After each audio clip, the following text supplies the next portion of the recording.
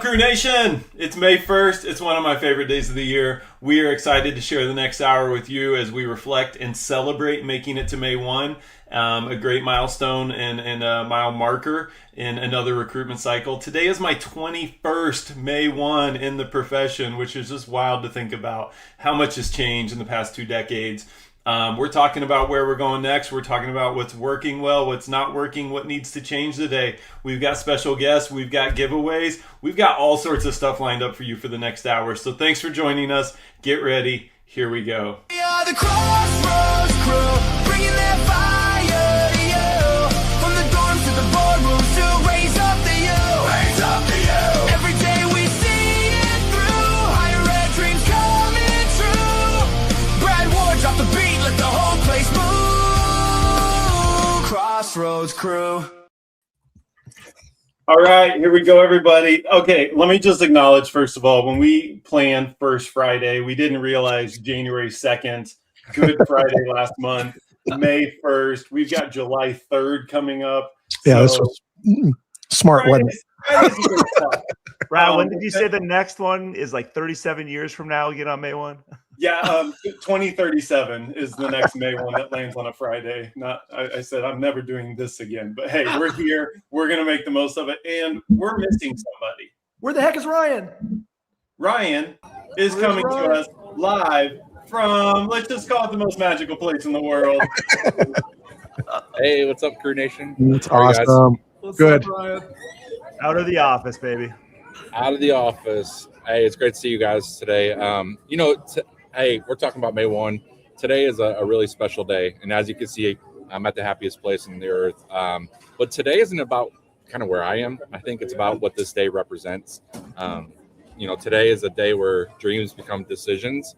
And I've always been inspired by Walt Disney, so that's why I'm here as well. But he once said, all dreams can come true if we have the courage to pursue them.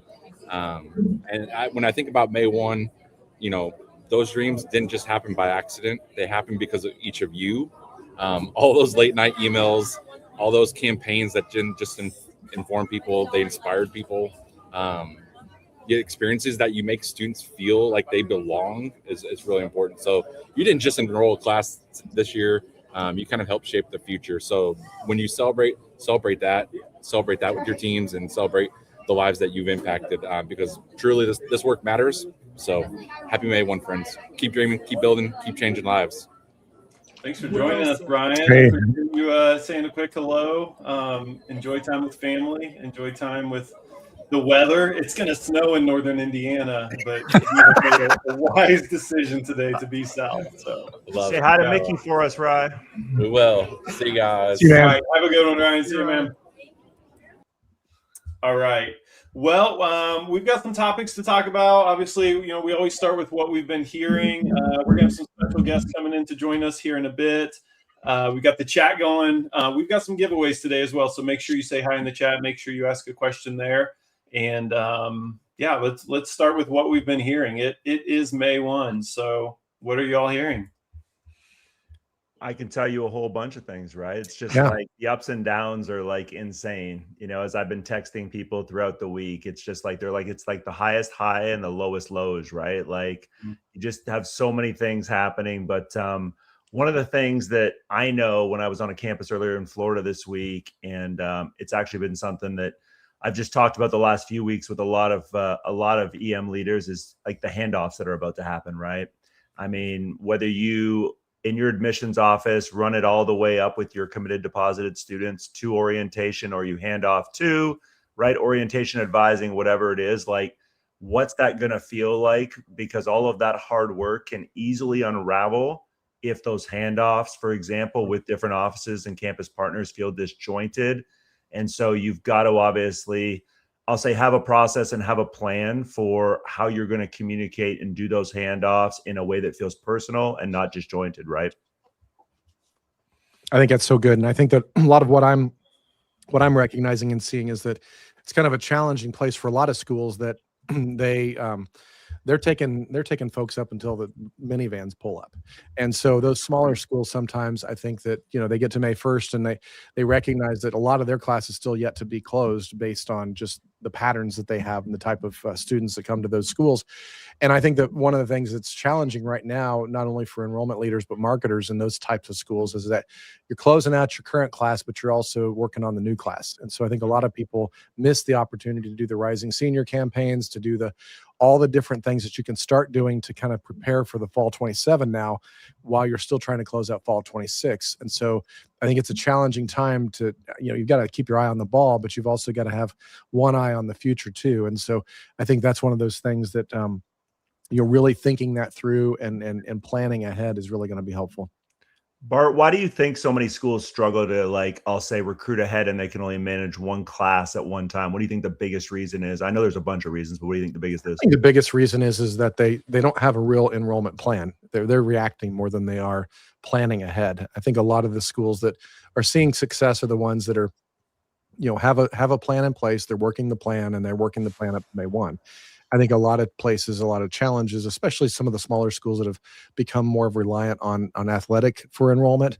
Those types of schools, I think, run trouble in the sense that they're just reacting to the marketplace rather than being proactive in how they want to put things together. And so whether it's an enrollment plan, whether it's an enrollment marketing plan, you have to be a little bit more intentional. The days of just waiting for the ball to come across the plate with a catcher's mitt, those don't happen anymore. You've got to really do the work. And I think that's where a lot of places are still operating the way they might've done 2 decades ago. Yeah. I would say the other thing too, and Soup, I'd be curious if you go way back in the Wayback Machine when you were at ISU and a whole bunch of other places, you put your enrollment hat on, obviously, every school, to Bart's point, still has students who have been admitted, but they're undecided, and they might not make a decision for another day, another week, another month, or literally until the minivan rolls up, to Bart's point. So what were you telling Soup when you were in that, EM chair, your team, in terms of it's not just about we need to send one more message or go back and check in with all these students. What advice would you be giving people on May 1, knowing that a lot of people still have a bunch of their class to make? Yeah, I think, again, it just goes back to those relationships that you've spent so many months and months and months building, right?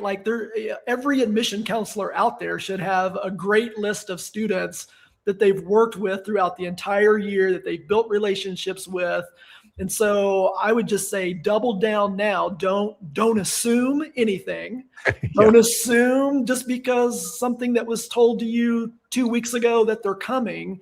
Maintain that relationship, stay in contact. We live in a digital world now where it's so easy to stay in constant contact with any of these groups of students you've been working with, and just keep that personal relationship going, because again, a lot can change between now and when classes start in the fall.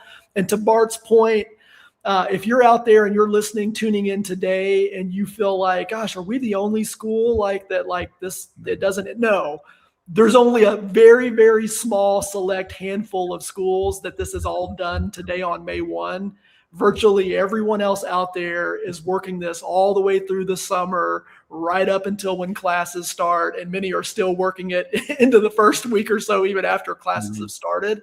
So I would just encourage, double down on all of those close relationships. Go back, don't assume, don't take anything as gold yet, and just keep working those relationships until you definitely see that deposit come in. And even after that deposit has come in, that's not a guarantee either. So melt mitigation, man. Yes, keep fostering the relationship all the way until you see them arrive on campus.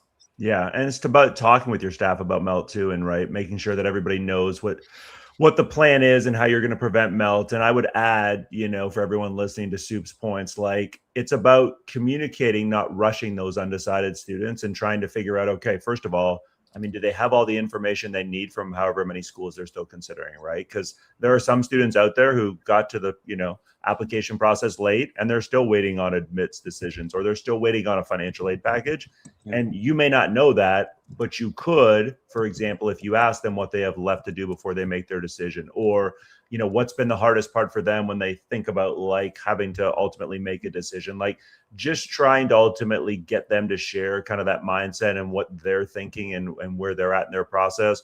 That information is way more important than sending the 19th deposit reminder, right? Real quick on that. One thing I'm hearing is just every school's like, yeah, I feel like we've definitely hit a point of overload, right? Messages are not getting through in the way they used to in late April. I was just analyzing a school. They've got the typical like yes, no, maybe deposit response campaign, right? And I'm doing the numbers and I'm like, you've sent 12 of these and you've got, I don't know, 4,000 or 5,000 admits, and you had like 400 kids reply, and 100 of them said they're depositing, and you already knew they were going to deposit. Like they're your most engaged kids. Like, is it worth it in the comm flow to be getting this yes, no, maybe when our intel internally should already tell us based on actual indicators of interest? Was it worth sending 40,000 messages cumulatively to hear 100 people say yes that we should already know about and then get 300 maybes, right? Or is it just ComFlow clutter? So, Brad, I talked to a school last week. I kid you not, 14 messages from the school in one day. No. From all the offices when they added it up. And the VP's like, I knew it was a lot, but honestly, that makes me even more stressed because I didn't realize it was 14. Yeah. I'm like, well, I get it. But like, this is it, right? Like May 1 is a mile marker, as we've talked about, for so many schools. May 1 means nothing to so many of these students, right? And so we've got to remind students, like, it's okay if you haven't figured it all out, like, and just recognize that in some of these upcoming comms more than, like I said, we do sending yet another deposit reminder. I would love to also pick your guys' brain on one other thing that I've been hearing a lot. You know, give the audience some advice, whoever wants to jump in. A lot of schools work with a lot of different vendors, right? And so how do you make sure, I'll say your vendor relationships, because I know a lot of people are starting to think, who do I want to partner with for this next cycle too? Like, how do you not make sure those are disjointed as well? Like, what advice would you give to somebody who has, 7, 8, 9, 10 different vendors they work with on a whole bunch of things, and they're trying to figure out, hey, how do we work more collectively together to maximize like all of these, partnerships? Here's what I would say to that. We are obviously not on the other side of the desk, the four of us. So why don't we go to somebody who can talk about that? Yeah. Segue. Kevin Thomas, University of Central Arkansas. Hey, come on in. Hello, gentlemen. How are you? What's up, Kevin? I feel like I'm far too formal for this gathering today. We need a Kevin UCA shirt. That's right. It's commencement on our campus, so I just jumped away from our noon ceremony to join y'all and just having a good time. So. Whose idea was commencement on May 1, Kevin? Right? So Kevin, it's 70 degrees in Arkansas, and it's beautiful, but it's like May 1, maybe not the best decision. Yeah. So we're splitting our teams in a lot of ways, but it's a great day here, so that we can't complain. So, Kevin, you might have just heard Jeremy kind of prompt in on that, but just talking about relationships with external partners. And, obviously there are a lot of companies who are very niche in what they do. There are larger companies who are trying to do everything, but not necessarily doing it well. How do you strike that balance? How do you find organizations and companies to partner with that help you meet your goals when May 1 rolls around? Yeah, to me, it's always that fine balance of the things that we can do and then also the things that we need somebody to help support with, right? And so for us, when we start to work with outside areas, I worry about us always losing our voice or losing our presence with folks and some of that authenticity that we bring to the table and making sure that we don't lose that in the work that we're doing. And so for us, it's always trying to find, listen, if we can get you 70% of the way there, what's the 30% that's there? And I don't need you to do a 50% because I don't want the 14 emails to go out like was mentioned previously. Yeah. That's absurd. And so it's like, how do you find that balance?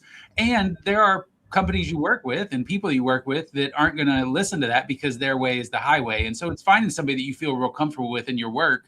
We're fortunate in our partnerships that we do, that we feel real good about what we're able to accomplish. And so May 1 for us on our campus isn't as paramount as it is for a lot of campuses. But for us, we feel pretty good where we're at, and partnerships are great, but making sure that we can hire good people and bring in some strong talent to our field to help us yield some students right now. That's always the priority. Yeah, I know we've talked about partner versus vendor, right, Kevin? Like we've talked about that before, and I think there is obvious differences. I would be curious to know too, Kevin, you were in the AVP chair before you hit the VP chair. Like anything really different being a VP now than, being an AVP on May 1?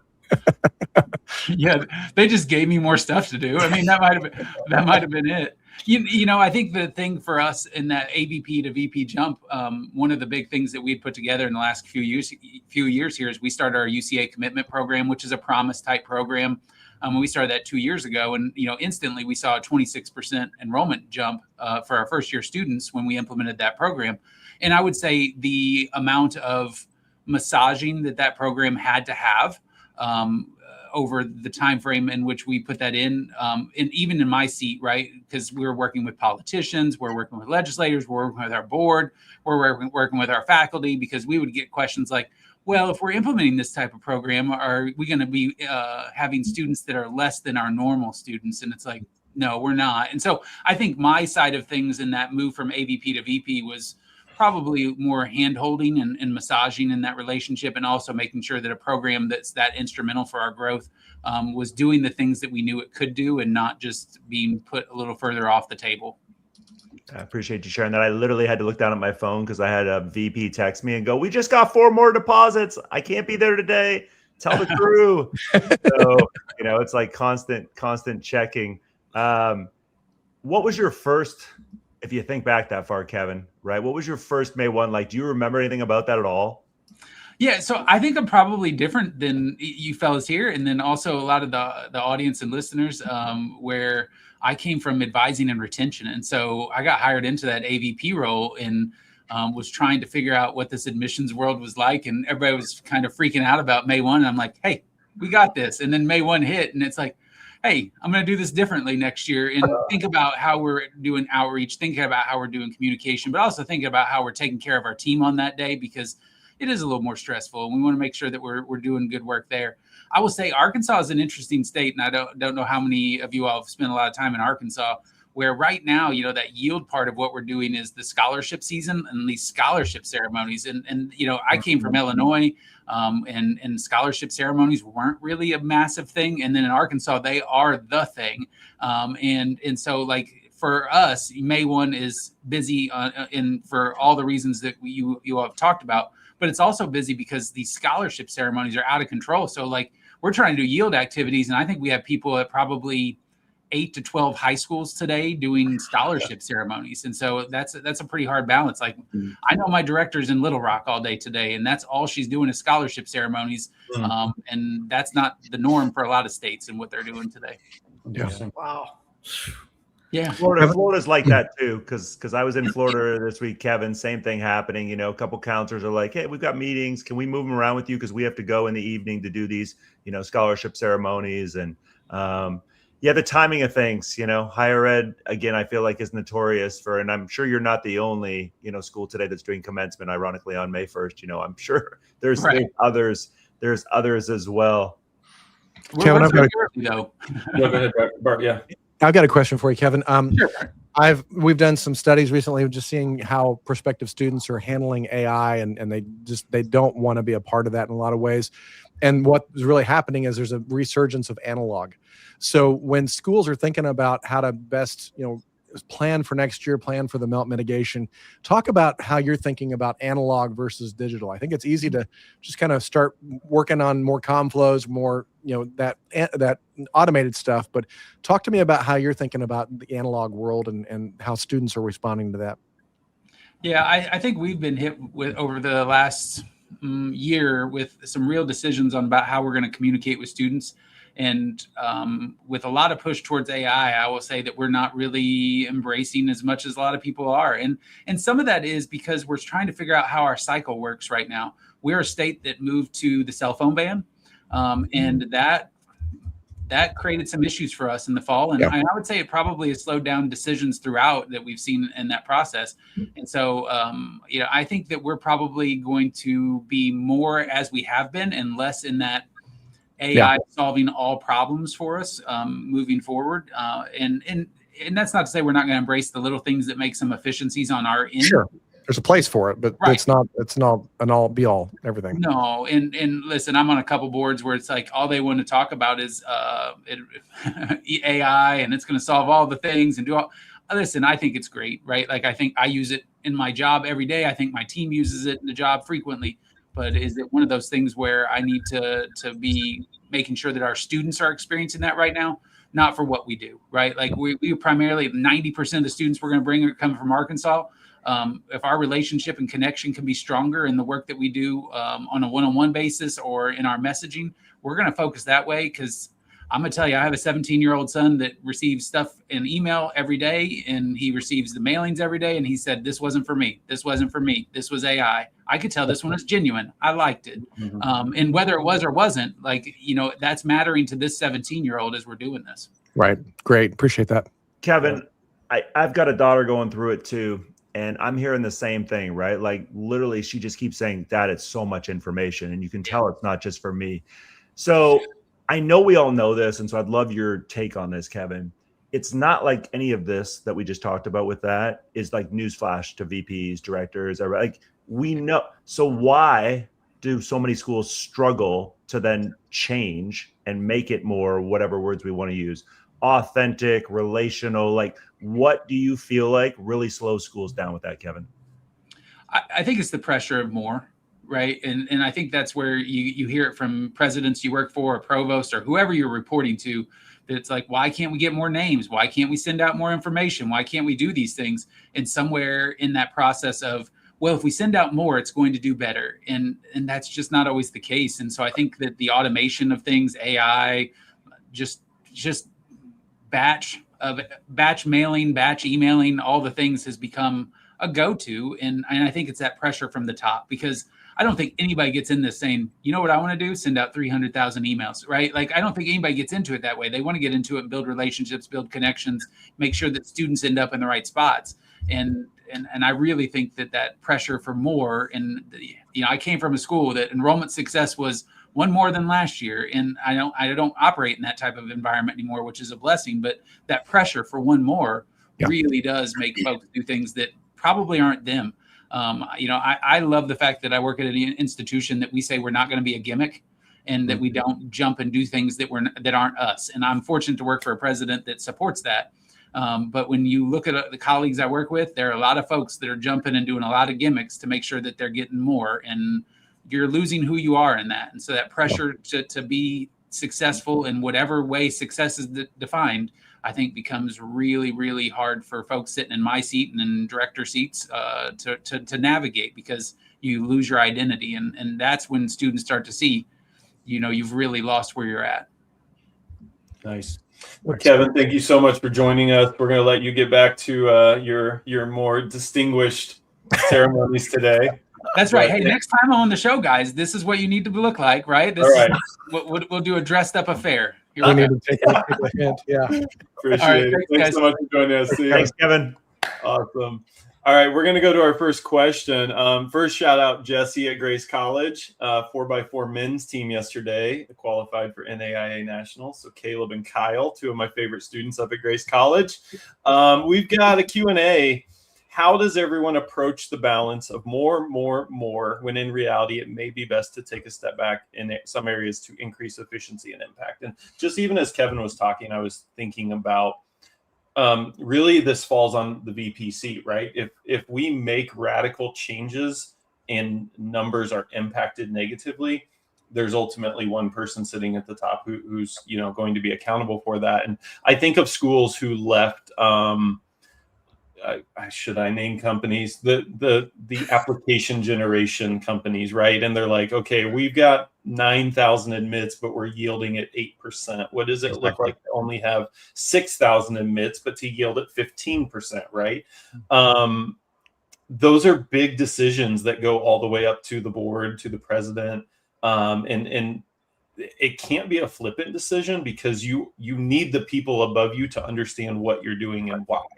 And so I think as well, just even as Kevin was talking, I was thinking about some of this volume that we're dealing with. I think it's outside companies pushing it as well, because they want to throw spaghetti on the wall and see what sticks. And I think you lose some of the institution's voice, and you lose some of the, personalization, customization, kind of as Kevin was saying again, like, we know our people, we know who we are. And so we don't want an outside company to take it 100% of the way. Because like we want to be involved and we want to have a voice. We want to, be us. So what do you want?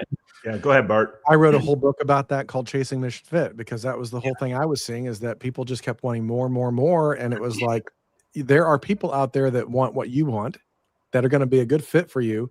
And if you can kind of start honing your messaging to kind of go after those people and ignore the masses that aren't going to necessarily, I mean, I've got a very specific niche that I'm working in. So it was more applicable to kind of the faith-based scene that I'm in the middle of. But I think a lot of times, though, any school can kind of use that formula, because there are people who are going to be a natural mission fit for your institution, that when you're chasing ghosts, it's going to defeat everyone.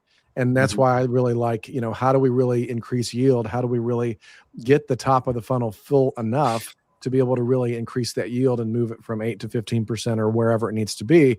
That is where I feel like the success is going to come, rather than the more and more and more. Mm-hmm. Well, anytime. Yeah, go ahead, Sue. Well, I was going to say, and sometimes I think the problem can be defaulting to what's easy versus what requires some actual thought, strategy, and planning. Bart, Yeah. like you had talked about this earlier when we started the show, like what's easy is just finding a vendor, finding a company that, like, what's easy is just like, can we load up another 10,000 names? Can we crank out another, write this email real quick and just hit send from the CRM? Like, that's easy. So like, I think it's sometimes we default to that. Again, when certain folks are in leadership and feeling the pressure, sometimes some of the quickest levers to pull is, I don't have a lot of bandwidth. I've got to pull the lever that's quick and easy. And so we default to that. It takes a little bit more thought, planning, strategy, to Brad's point, to go into that direction and work towards, look, can we just be focused on less students, but be better at what we do and actually get more yield? And we don't have to just keep casting this wide net and spamming every student in the country. So, I mean, that's some of the way. Which then gets everybody else busier than anything else. So Yeah. Brad, what do Jeremy. you think, guys? Should we give away some stuff? Oh, giveaway. Giveaway time. Whoever is in here right now, all right, listening to this, and you got to be present to win. So if you're listening to this after the fact, this is why we always encourage you to join us live. But for everybody who I can see right there has been commenting, let us know they're there. If you like Starbucks, all right, Starbucks is on me next week. You can pick the day and time. Here's all you have to do. You literally send me an email. I'll say it, and then I'll put it into the chat as well. Jeremy@toptierhighered.com. Send me an email, and in that email, tell me what you want for your drink. If you're going in the morning, what you want for your breakfast item, and just tell me like the location of your like Starbucks that you're going to pick it up at, and what time you want to pick it up at next week, Monday to Friday. And that is on me. All you got to do is send me an email. Wow. that's awesome. Oh, Can we do that too? For you, I would do anything. Well done. no. Today, I don't know.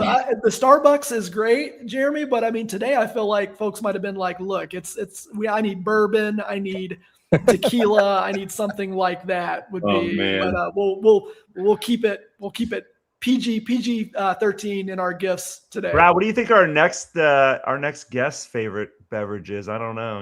Let's ask him. Shout out Andy Murphy, Siena University.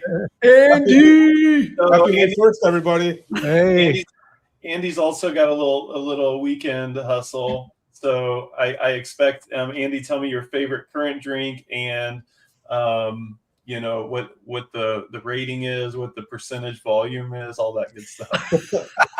Well, I was golfing last night, so I was doing Guinness at the golf course, which I don't know if is really a golf beer, but as an Irishman, you got to have a couple of those.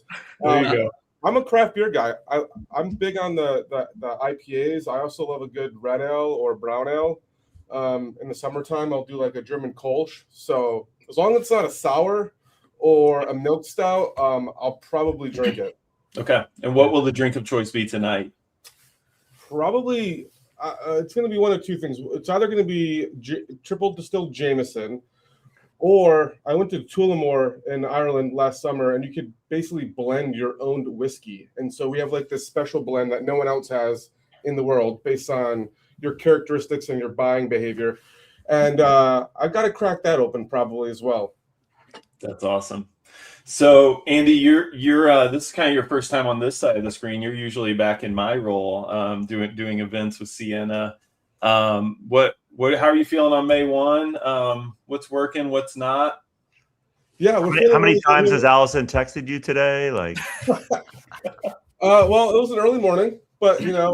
it's early mornings the week before May 1. But we're feeling really good. We're very happy with how our resident students are coming along, which we love to see because we want more kids to come and live on campus. And so even though that, we do have a strong pull from the capital region and some commute, for some reason this year our students want to live on campus, and we love to hear that. We did our Sienna Fest event, which is basically our big party weekend for our current students, but we did an accepted student day twist on that last weekend, and that was a lot of fun. We had like a deposit shop where people could get class of 2030 apparel from someone who does like Etsy and like the croqueting stuff and circuit. So that was a really good experience too. That's cool. Yeah, I saw Ohio Wesleyan did something. They have Day on the J and paired that with an admitted student event as well. Something that I see out your way are these like last look weekends. That's becoming a big trend. I'm not seeing that in the Midwest or at least schools we work with more this way. But that on-campus experience of depositing and celebrating, getting the picture in the photo booth, getting the merch, making kind of a big event and moment out of it is definitely a trend that's been growing in the past several years. Yeah, and one of the things that I think you helped us push this year was really the 2030 Instagram account, and people submitting talk about themselves for us to post on our account. It has been more popular and better engaged than when we used to do Facebook groups years ago. So that's been really exciting for us to see. We originally had a graduate assistant manage it. She came into a full-time admissions counselor, so it just was a natural transition for her. But the amount of DMs and tags that we're getting today of people wearing their college colors at high school has been so much fun. We even did a Facebook post, comment your son or daughter wearing their Sienna gear. And some of these setups are so immaculate with the branding, the letter balloons, the 15 different T-shirts, the confetti. I'm like, I just set my deposit check in 2013 and I sold it a day. Like, people are taking the whole thing out. Actually, pulling out, right? Like, write a check. Yeah. In the mail. All right. Well, hey, I don't know if we're supposed to have two people on at one time, but it's Mac. Why not? Yeah. Why not? Oh, boy. no. Wait. You Oh, didn't say it was gonna be like Iona versus Sienna, Brad. I mean, What are you these doing are like- here? Like, Fighting We for are deposit back in the check New now. York groove. Thank you, Ace Freely. Oh man. So I'll be honest, we initially had this idea that everybody who came on the show today was going to be named Kevin. So, we have some Kevins lined up. Kevin O'Sullivan, welcome to the show as well from Iona. Thank you. Just heard a little update from Sienna. I don't know if you need me to kick Sienna out of the room before you can give your update, but I mean, it's May 1st. Anybody can stay down. So, the soup's been made, yeah. so to speak, right, Soup? That's right. I like that. We're cooking. We're cooking over here. Awesome. Feeling good? It's May 1. Congrats. You made it. Yeah, we did make it. Listen, we're still grinding, and we were ahead at the end of the day yesterday, and trying to make sure we stay there again today. So we are got the team working hard, and listen, it's been, as it is every year, a grind. Like when you work at a small to mid-sized tuition-driven college, you're going to be grinding, and if you have expectations of otherwise, you're probably fooling yourself. So. Shout out to the team. They did a great job, and they continue to do a good job, and we'll work with those students that come across the finish line. We continue, we traditionally have a lot of students that are May 1 depositors, so we're here working. Kevin, you're probably similar to me, around 20, 21 years of May 1s now. Andy, you're probably half-ish that. Whole decade for me. If you two could go back to the beginning of this cycle, what has surprised you about this year and this cycle that you didn't see coming, or just caught you off guard, or went better than you thought it would? Just this specific cycle? Yeah. Just if you could go back to September 1, Kevin or Andy, and whisper in the ear and say, hey, do this more or do this less. What's surprised you? I don't know if it surprised me completely, but I had anticipated with some of the changes in international enrollment, we would see some of our aspirant peers, taking a few more students who would traditionally be in our enrollment funnel and our applicant pool. And we did see that. I was surprised a little bit by the extent to which we saw that. Now, I obviously have some, access to the counselors, but I'm hearing from counselors where they might have gotten, one or two kids into a certain school last year. It's not one of their top 3 schools this year. And these are, the highly selective private Catholic universities in the Northeast, which, is a population that we're all going after. But they've been hit by the international enrollment decline, and therefore going after way more public, domestic students, and that has a downward pressure on every school in their data set that maybe doesn't have quite the same selectivity or socioeconomic affluency. And then the other thing is just the pressure from the other end of the funnel on really, really, really steep discounting across the board that, unfortunately, we just don't have the ability to offer at that level. So you get this pressure from both sides and trying to continue to find your value based on that and the students that can fit into that mold. So I don't know if it surprised me, but it reinforced some of my initial concerns going into the funnel, and it was to a larger degree than I may have anticipated. Okay.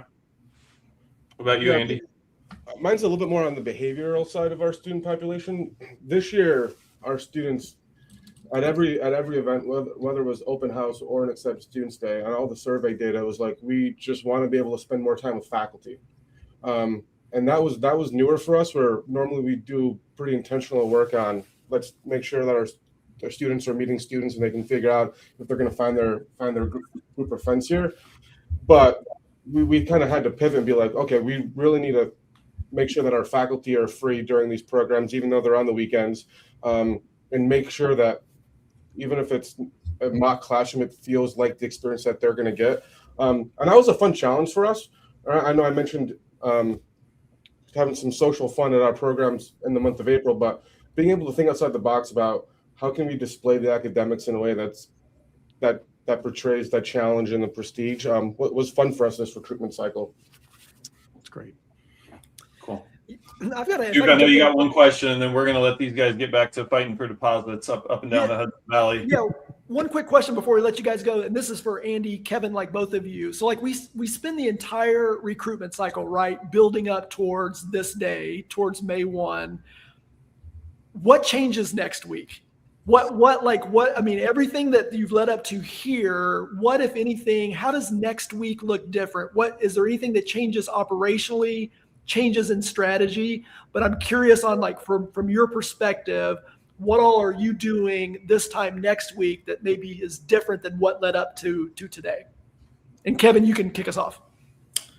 I would say for us, melt mitigation is probably, where you go from actively putting the sprint on to recruit the new students. We'll continue to work with those students that are, need a little more time to get their affairs in order, work through the financial aid process and things like that. But the majority of the class will be here, the far majority of it. It will be solidified. But it's only solidified in the sense that they've made an initial commitment to us, right? So most of our strategy moving forward from next week through the enrollment funnel, or through orientation and census, will be making sure that we solidify those students that made the initial commitment to us, and that we get them through all of the little checkpoints and hurdles along the way, from orientation, making sure all their financial aid forms are in, getting them through housing selection, and then advising and registration, right? Make sure we keep getting those touch points to build that connectivity to the campus community, right? You want them to be engaged and feel as much a part of the community as early as possible, so that in the event there are some institutions that are pivoting their strategy, particularly through going out and offering, more financial aid on top of what they already offered, or try to, entice the student to leave by giving them more money, that our value is there and our connectivity to the institution has been established that won't get frayed. So, that will be retention starts today. Well, retention started for the kids who deposited, but from that standpoint, anybody who's new, retention starts already. Yep, that's great. Yeah, I'm the on a Knicks- little bit are the different Knicks- side of the house with marketing. Like, we still have 2 weeks until commencement, and so, like, my brain on Monday, I have 37 calendar reminders of things I need to do after May 1. But we go into graduation mode right now, and we do probably 30 groups of students' graduation photos for free, and so I'm outside from like 9 to 5 for 14 days and working on my summer tan. But that's kind of what my week will look like next week. I got like 10 or 12 groups signed up. We do graduation photos, we do the champagne pop, we do the confetti cannons, and then we still try to do a lot of social media content over the next 2 weeks and tell the stories of the people graduating that then we can repurpose in our marketing for the next cycle. Perfect. It's so funny. Andy said that. I was walking back from meeting across campus. I saw a young lady taking her graduate. Today's our last day of classes, so we saw the lady taking a picture. Like, can I take your picture for the university social media account? And you're like, who's the old guy? Like, I'm like, oh no, I promise. I work here. This is fine. It's totally Always fine. getting the content. Like, Brad, before we go, the most important question: are the Knicks going to actually get to the conference championship, Kevin and Andy? Yes or no, real quick? Yes. Knicks are getting to the conference championship, but I'm more of a Sabres guy, so that's where my focus is. All right. And I'm a Flyers guy, so interesting. We got to get through Carolina. Appreciate you both, guys. Thanks for joining us. All right, we're going to roll them off. I was just thinking, I've worked with Sienna 17 May 1s. That's wild. That's crazy. There's no way. That is amazing. Kevin. So, all right, we're bringing you next. We got Drew Carr, Nebraska Wesleyan. Welcome. What's up, Hey, Drew? guys. Our first time caller. Drew, like, we need to get the office decor, man. We got like one thing in the background. It's here? like my turn. Oh, there we it go. is. All right. And some scarves and stuff. So yeah, it's All just Prairie talking with Wolves. the I'm a windows. Prairie Star. The Prairie Wolves and Prairie Star is a great mascot. All right, 13th May 1. Congratulations, lucky Yeah, 13. thanks. How are you feeling today? How are numbers looking? It's been a year. And I think it's been hinted at, like small private tuition driven institutions. It's been a year. But we're getting there. We're happy with where we're at right now. Our team's put in some really great work. We had campus involved a couple weeks over the last 2 weeks, making calls on the admissions behalf. So faculty members, board of governors, doing some outreach, all that stuff. So it's one of those things where numbers are where they're going to be. And of course, we're in the same boat. May 1 is May 1, but we'll continue working throughout the summer to ring in those final deposits. So, okay. How's it different being a director this time in the first year? Because you obviously have spelt the other 12 right in different roles. So like, give us whatever you're comfortable sharing, Drew, a glimpse into like your stress level the last few weeks, which is probably a little different. Yeah, it's been a change. Definitely a change. One that I was expecting, but you can't like expect stress, and so it's been an adjustment, but it's been good. Yeah, my first 3 years were on the recruitment aspect as an admissions counselor. So of course you're worried about your territory and bringing it in, and then move more to the operational side, working in the CRM and stuff like that. So the pressure of enrollment didn't really fall on me necessarily as much. And then of course, as director now, it's the pressure's ramped up. And one of the fun, interesting things is myself and our VP Ryan are both managing a full territory on top of everything else that we're doing, just with staffing openings and things like that. So not only am I managing everything going on with director role, but also really focused on the territory right now and trying to finish that up. Yeah. You'll get Jeremy fired up with that. Jeremy is Oh, I adamant. know. He knows. Trust me, we've talked about it many a time. So he knows, his boss knows how I feel about that. Like, you know, I love this, but this is again, like for anybody who's like, what are they talking about real quick? Like, I get more. We talked about it with Kevin Thomas earlier, but like when you're in a position of leadership, especially, like you can't have a territory. Like, let me rephrase that. You shouldn't, in my opinion, right, have a territory, not because you're not capable, but like those are full-time jobs. But another story for another day. Yeah. Drew, we've talked about this a little bit, but I know because I've worked with you personally.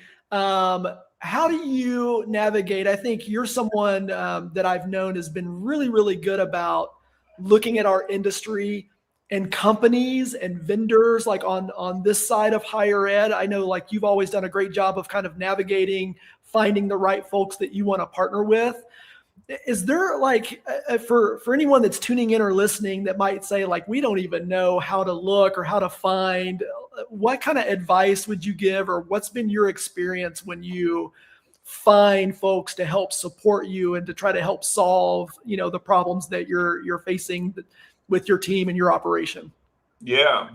So obviously if you're a Slate customer, they have their preferred partners and stuff. So you can start there. And if there's a pain point in your process, you can filter it out based on who does what. So you can start those conversations with companies.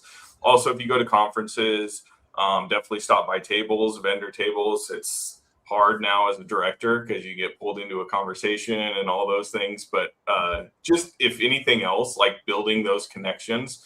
Because Soup, I mean, I know you from 2 companies ago, and that's when we first met when you were at Zemi. Yep. And so, like, once you get to know people, the doors open. You'll build more connections, and then as people move, the same way that people move on this side of the desk, people move on that side of the desk, and it opens up other things. But for us, like one of the biggest things is we just have to.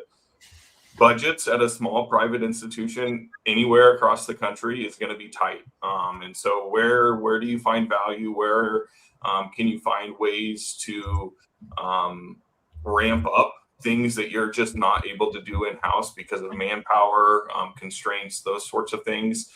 So how do you evaluate those companies, and then what companies actually bring stuff to you, partner with you, not just expect you to pick up everything? Like, yeah, we'll be your partner, but you guys got to build out all the emails and the comm flow and all of this stuff. It's like, well, I didn't have time to do with that. Like, that's why I partnered with you. What are we paying you for? Yeah, exactly. So you got to find those that work with you, and in a way work for you. And we've found some really great partners that have been able to do that with us. That's awesome. Very cool. Drew, thanks for joining us. We've got a couple more guests to bring in. So we're going to go from D-Rue to D-U, Drury University. Kevin. Look at the hat. Oh my goodness. Look at these two. Here comes trouble. And I wrote a little poem too, and I can't sing, so this is bad, but it's to the theme song to the Crossroad crew. We are the Drury 2, bringing an update to you. From Springfield, Mo, here's what you want to know, how the numbers and trends for heads and beds and revenue too. From good old Drury U. Dude, that is awesome.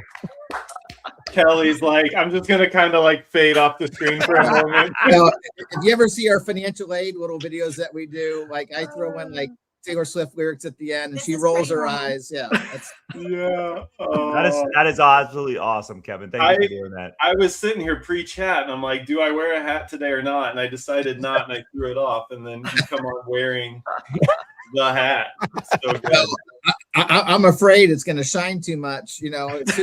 I did some makeup on there to make sure it doesn't shine too much. But a month ago, you're talking about Keith Strafford there from DePaul back in the day, and like I always thought he was the standard for kind of follow up. And I did a national fair with him, and I had lunch with him afterwards. And Earl Macomb, who was at DePaul at the time, and we were in a Chinese restaurant somewhere. And Keith was using his T9 keyboard on his phone to get emails out to the kids he met. And I'm like, this is unreal. Like, I'm going to wait till I get to my computer. I want to be the first one that sends him an email. And I think, the lesson I took away from that is no matter how fast you think you're responding to people, there's probably someone faster. And that's kind of a memorable thing. Like they're going to remember, wow, I'm on my bus. I was on the bus back when you sent me an email, and this was, again, people didn't have email on their phones so much in those days, but here he was on a T9 keyboard, thumbing out paragraphs to students. I've never met anyone like him. I mean, to this day, he is the best admissions counselor I have ever seen. And I mean, that matters. That makes a difference. And I know for a fact how impactful he was from a recruitment standpoint. And so, I think if I'm ever back in that seat on your guys' side again, one of my jobs is, can I find a Keith Stanford? Can I find that's an admission counselor I need on my team because they're invaluable. So I'm glad you mentioned him. He's incredible. How because obviously Kevin's in the VP chair, Kelly's in the director chair. How do you two support each other on a day like this? Whoever wants to come. They just have fun. They celebrate. Kelly was at a high school for their signing day today. But it's May 1. And so, Ken Anselman talks about this on his podcast about you celebrate the work on May 1. And so we did lunch today. So I did tacos and Kelly did drinks for our team. And so we left that to come up here for this. But 20 people, we kind of catered some tacos, had some drinks, and whether you like your numbers or not, you still got to celebrate the work. Right. I took that as a really kind of a key important point, and we're happy with where we are. Yesterday I kind of freaked out a little bit. I wasn't as happy yesterday as today, but I was looking at numbers compared to May 1 and May 2 on the 30th, and every day counts at this time of year. And it's been a challenging year because we've been short staffed. We lost 4 staff in October. We got 1 replaced in October. We have another one that starts in June. So this one over here is taking on, a couple territories worth of follow-up. And I took some phone calls from our St. Louis region and, was calling at night. And my wife is like, "You're the vice president. What are you doing making calls?" And I'm like, somebody has to do it. And Kelly can't do all of it. And so, trying to do that kind of follow-up and be there for students around financial aid is kind of what we have to do. And I know I've talked with all of you about it before. It's nobody's ever going to be fully staffed ever again. So to think I can't do XYZ because we don't have the manpower is crazy. And at some point you have to, touch base with what the reality is, and you still celebrate the work and you still show up. You guys, it's 65 and sunny in the Ozarks. I've tabled today. We've celebrated. We've had tacos. Everyone is healthy. We are, for the most part, really happy with numbers. You had asked Drew something about kind of stress level. I don't portray stress at work because Kevin does that enough for all of us. And it's really just to build him up, because at the end of the day, it's still all going to be okay. We all did a really, really good job for the last 9 months. And so, no, of course, for us, May 1 is a reason to celebrate that the work doesn't stop. When Kevin texted me this morning, "Do you have 20 seconds for a call?" I was like, "Oh no, Kevin's spiraling." Like, what's he seeing in the data? Oh no. But then he wanted to run the song by me, and I was like, "This is great." And usually our 20-second, or you do have 2-minute calls, usually turn into 20 minutes. But it's because it's insightful, because you care, and because you're in the data, and because you both, have industry knowledge and have experience, and know that things can fall out. The bottom can fall out on April 30th, right? Like nothing is guaranteed, and so like you said, being where you are and not taking on a ton of stress, but celebrating and acknowledging the work that's been done is really important on a day like today. Hey, and historically we add about 100 from this point forward over the summer. But again, as you said, that's not guaranteed. We still have work to do for that. But if I had done verse 2 that I had on here, I basically say we got this, right? This is what we do in the summer. And your comment was, we talked. Can you imagine how bored we would be if we just stopped after May 1? What would we do during the summer? Kelly, I know what you would do. You'd spend a lot of time out there on the farm with all the animals. Come on. I would. I'm picking up bees next Friday. That's okay. We need to talk separately about that, because I have my hive, and I completely underestimated the amount of work involved. We'll find out. Yeah. Okay. There's one school we work with that like makes their class very early, and I actually emailed the VP a few days ago and got her out of office like through sometime next week. And I thought that's a very different position to be in. But so as you go into this weekend and acknowledge May 1 and then look towards May 4, 5, all the way to August, what are your hopes and dreams there outside of just getting the 100 deposits out? What else? I want to hang on to everyone we have. We've been really, really diligent with talking about cost and financial aid and making sure families are completely comfortable. But at some point, we have to say, it's now time to set it up. And so kind of looking and going back, how did I build a relationship with that family? What did we talk about? How to reconnect, to remind them that we're all people here. And here to support them, whether it's many states away, which we've got quite a few. I've got one from Alaska. We've got one down from Georgia, Texas, of course. And so I owe them that, especially when I say it's time. You've got to pay now. And so my goal is to not lose very many of those. Also recognizing there's going to be plenty. And Kevin's going to say, what's up with this trend? And I'm going to say it happens every year. We got to keep moving. Yep. Well, and there was something in your newsletter this week, Jeremy, that kind of talked about the communication that comes from the rest of campus over the course of the summer. And I think, just some challenges with being short-staffed in other areas on campus is that we still have to have a relational approach with our incoming students. It can't all be, transactional and rules-based. And we have some frustrations with some new staff and with some old staff. And it's just because when they have problems or they don't like how they're being treated, they call her, and and that's just not good. We've got to be more proactive about this and just recognize all of the communication that's going to incoming students and how can we best serve them and build that relationship so there's not animosity from day one with the business office or with housing or with the registrar's office. Like let's set you up for success with these people, because it should be some frictionless transactions here. But our words matter, and how we're, communicating matters. The previous institution that the business office sent a little slip of paper that was in all caps. And I'm just like, you can't yell at people. Like, this is not but cool. Also in Comic Sans and like purple. So like, that's on brand. Mixed messaging, you know what I mean? But it's the whole idea of we don't need to talk about FERPA right now when a family hasn't even seen their financial aid package. Let's chill. Yep. Kelly, the most important question I need to ask. I don't want, You know what I'm going to ask. Are you going hot seat? Are we going hot seat? That's fine. I'll just My ask house is Kevin. not happy. I'll ask Kevin the question then. Kevin, are the Celtics going to win Game 7? Oh, 100%. 100%. Cavaliers are winning Game 6. Celtics are winning Game 7. Kel and I will not talk to each other if they're playing each other for the Eastern Conference Championship.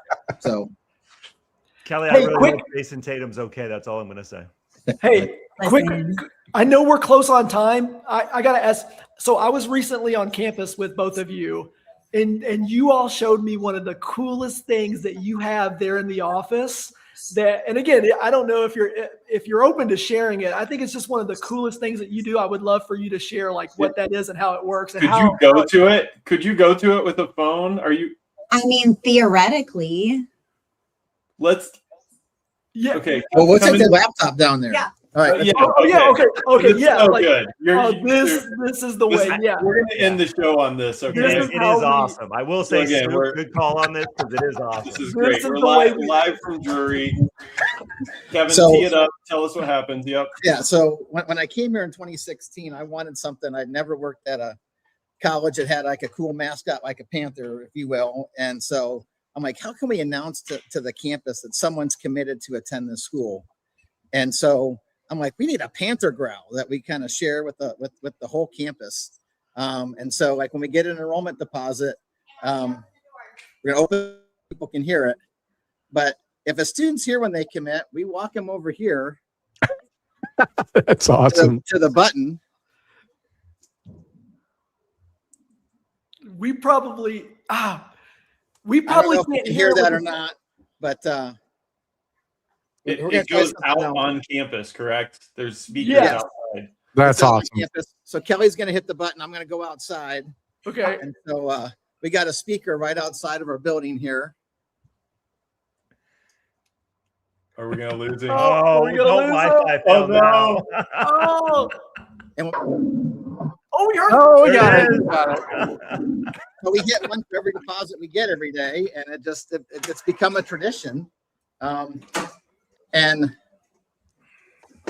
my secret tradition is on graduation day. When all the students are lined up on Drury Lane, I go out and hit the Panther Growl a couple times just as a reminder of where they're at.